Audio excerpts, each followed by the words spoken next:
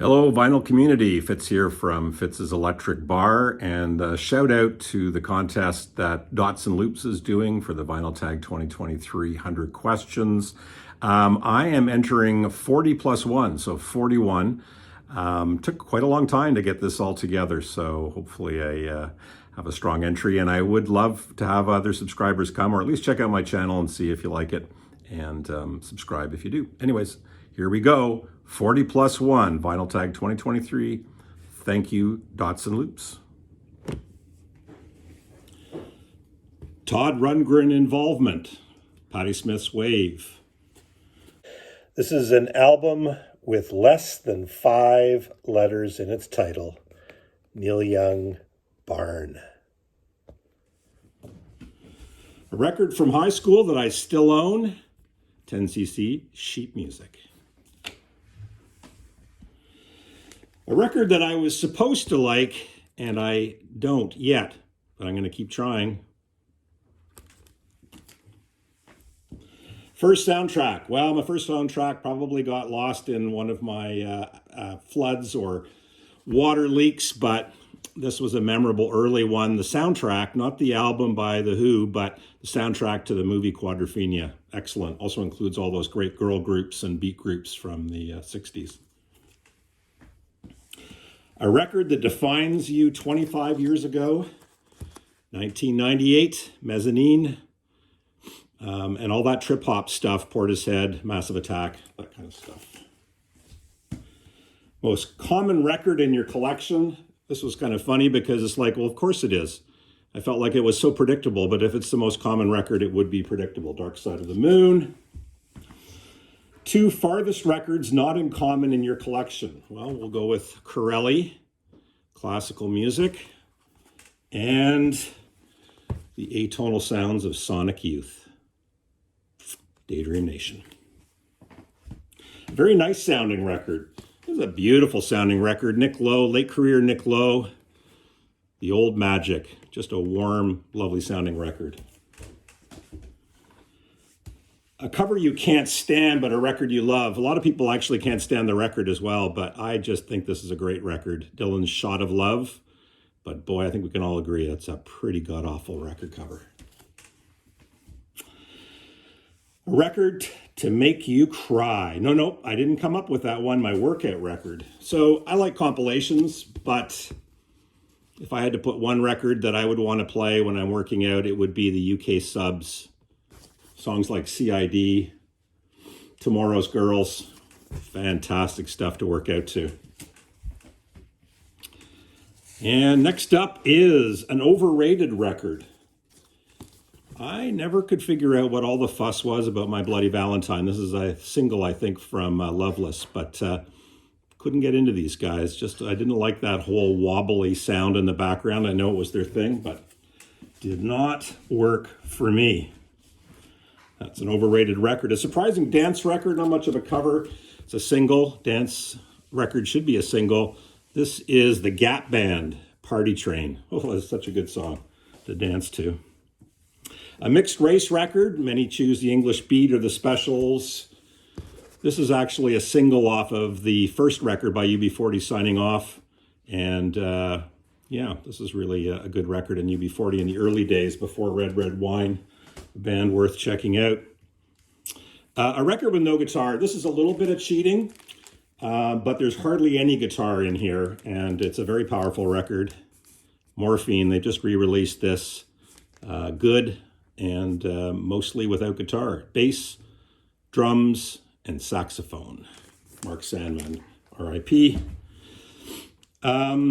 Next up, Hidden Funk. Well, I don't know whether you really kind of ever think of the Rolling Stones as being funk, but when Billy Preston plays with them, you can't not be funky. So Dancing with Mr. D, Heartbreaker, and the live one that comes with this box set. There's no spine thing on here. So this was the reissue, and it's got something called Brussels Affair. Used to be one of the top Rolling Stones bootleg records, so recorded in Brussels, and man, the live recordings are extremely funky in parts. Midnight Rambler, Heartbreaker, Lots of good stuff. Jazz record that no one knows, that slays. Imagine most people don't know. So this is a gentleman that played in Toronto in the 90s, Graham Kirkland, a drummer. Excellent record. Really great performer as well. Very dynamic, very aggressive drummer, and really cool record. Graham Kirkland, a jazz that no one knows. The 90s. Well, I've been listening to these guys ever since the 90s, but Yo La Tengo. And I Can Hear the Heart Beating as one.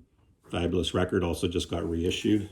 A lot of this stuff, I got into on vinyl or on CDs first, and now going back and getting on vinyl. A record and concert memorabilia. The record I've somewhat arbitrarily chosen, but is Elvis Costello's Almost Blue. This actually show memorabilia was not for a particular album release. Sometimes artists, including Elvis Costello, do a kind of what can you call it, a corporate gig. And I got to go to this when I was working in the streaming business. And it was Elvis Costello and Steve Naive at the Metronome. It's kind of like a cocktail bar. And Microsoft and iBeam put this particular gig on. This was the ticket. I don't know if you can see it. It's kind of hard to see. But anyways, punched out with the date and Elvis Costello on there. That was a great piece of concert memorabilia. The 50s. So the 50s, Come Dance With Me. This record's in pretty bad shape, but it's great. Frank Sinatra came out in the 50s. Glam Me, well, sorry, I know it's very predictable, but David Bowie and Spiders from Mars. Now, Come Fly With Me, Chairman of the Board. So I already showed Come Fly With Me from the 50s. This one's from the 70s, I think, late 60s, early 70s, but Watertown, loving this record. This is a recent reissue.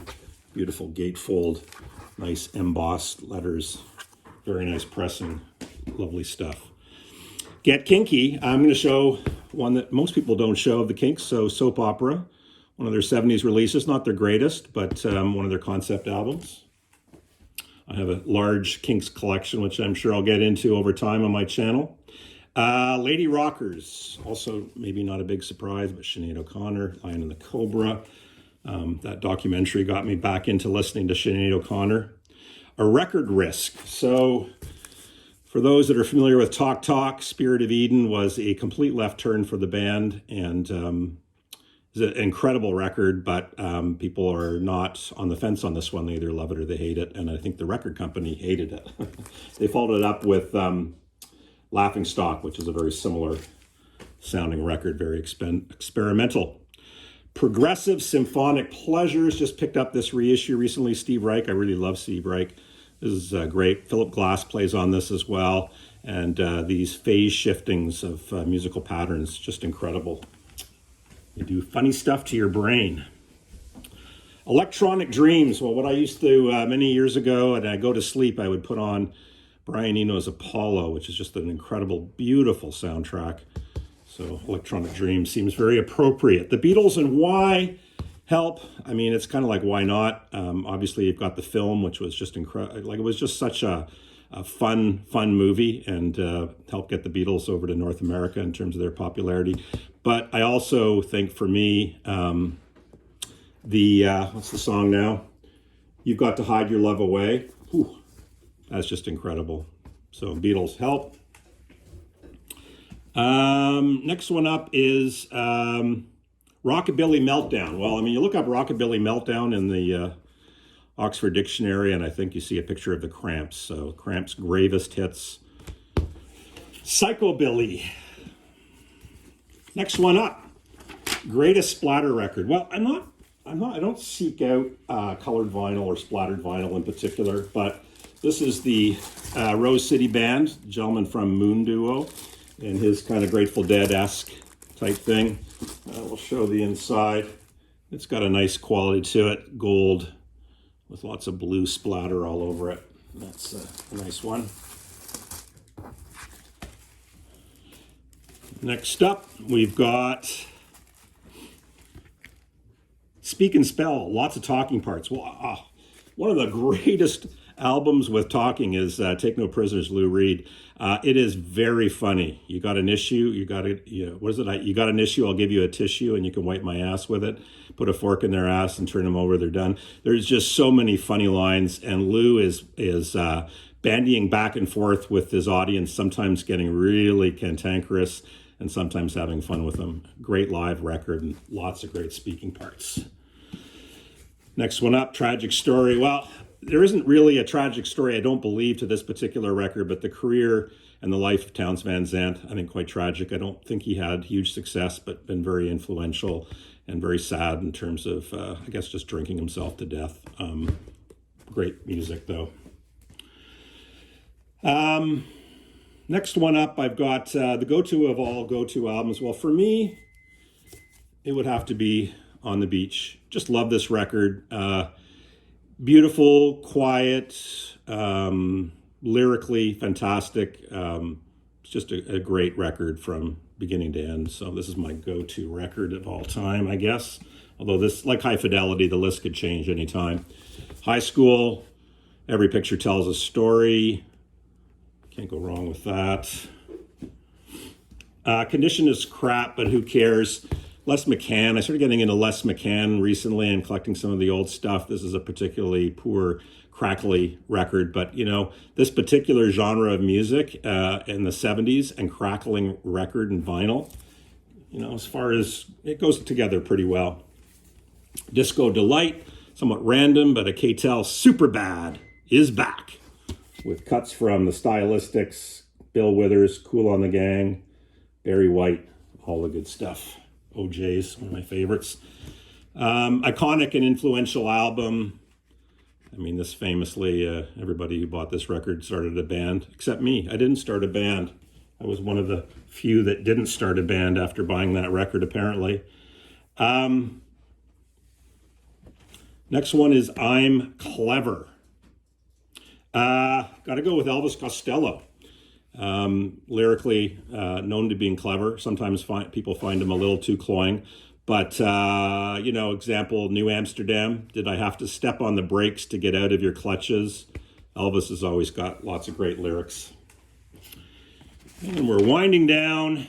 Last two harmonies. Well, you can't go wrong with Crosby, Stills, Nash & Young and Deja Vu. Harmonies are crazy. Just fantastic. Carry On in particular is lovely. And the last one, the last record you would sell in your collection. It's not because this record is the most incredible record. It's really because I've got I got Frank Zappa and all of the band who are touring Zoot Allures here on this particular record. So that's it for me. Thank you very much for listening. Brian Fitzgerald, my channel is Fitz's Electric Bar. Please come check it out. And if you like it, subscribe. And to Dots and Loops, here are 40 + 1 submissions for your contest. Thank you.